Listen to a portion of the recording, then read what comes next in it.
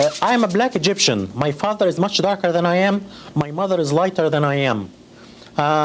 In Egypt, people are identified by the religion first, not the race. So in Egypt, if you are Christian, you are a minority person. But if you're black, you're not a minority person. You are a part of the mainstream society. And I came from this background. And in Egypt, you identify as Arab and as Muslim. And in this country, when I first came, I identified myself as Arab American and Muslim first. And gradually, I became to identify myself as black. I came to the US in 1978. And I became US citizen in 1985. When I became a US resident, I was told by the Immigration and Naturalization that I am white. And I told them that I'm black, and they said, no, in this country, you are white. All Arabs in this country, all Arab immigrants are white. I didn't pay much attention in the beginning to this, because in the Arab world, we identify with our ethnicity first as Arabs, and then with the race second as black or white or whatever. But in this country, you identify with your racial group first and then with your ethnicity second. Gradually, I became black first and Arab second. And I rejected my white classification publicly for the first time in 1987, in February, as a panelist in a function sponsored by the Association of the Study of Black Life and History in Detroit. I said that I belong to two minority groups. I am Arab American and Black American, and I'm racially black and ethnically Egyptian. I was harassed by my employer right after that. I work for a white school district. The superintendent is white. All the associate superintendents are white, even though that we provide services to 30% black population. But the organization is white and the approach is very white. The attitude towards me changed completely after I went out publicly and rejected my white classification. One coworker came to me and told me, a white coworker came to me and told me right after the function that he met with the superintendent, and if I don't keep my mouth shut, my educational career is over. He said, you have nothing to do with these people. You have a history and a culture. These people came from the jungle. You have nothing to do with them.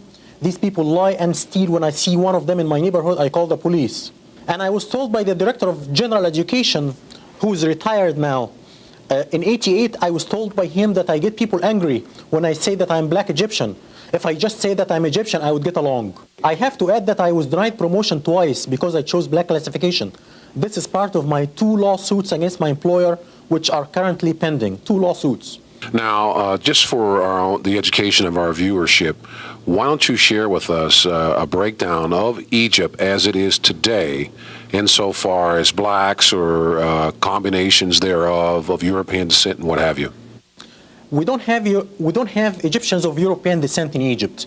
We have a population which is basically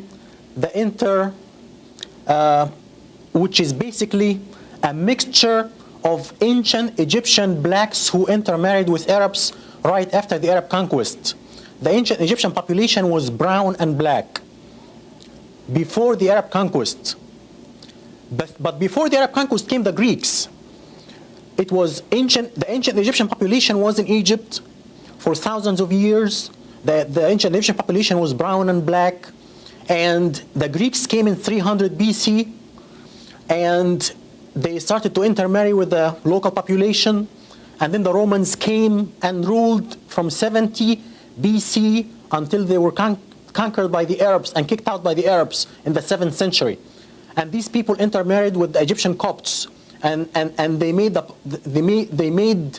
pigmentation of the Egyptians, the Copts, much lighter because of this intermarriage with Europeans. Now, you're an educator, okay? Now, how do you deal with situations when you practice your profession insofar as dealing with the mythology or the misconceptions about Egypt being a white civilization?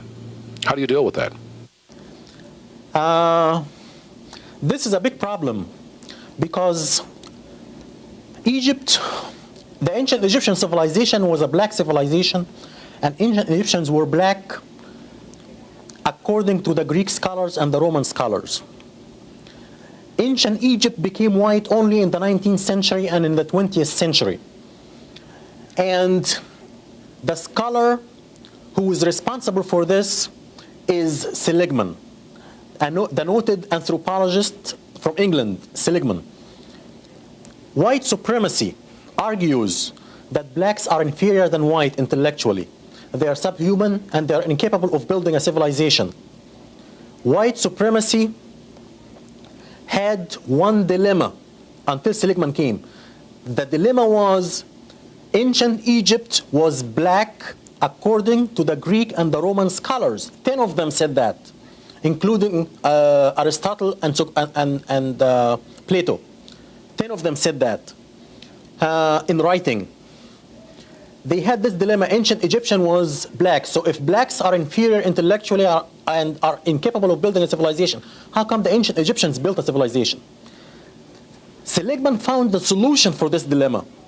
He came up with a theory called the Hemite theory. He separated the blacks who built a civilization in Egypt and Ethiopia from the rest of the black race, and he called them brown-skinned whites, or the Hemites. So Seligman saved white supremacy from this dilemma, and all the white scholars followed him from that time on. This was at the end of the 19th century. And since that time, white scholarship says that ancient Egypt is white. Mostafa Hefny is currently working on his doctorate degree at Wayne State University. His dissertation topic is a content analysis of the treatment of ancient Egypt in world history textbooks. And just how far is this determined Egyptian willing to go to be classified black? I want to carry my case all the way up to the U.S. Supreme Court if necessary.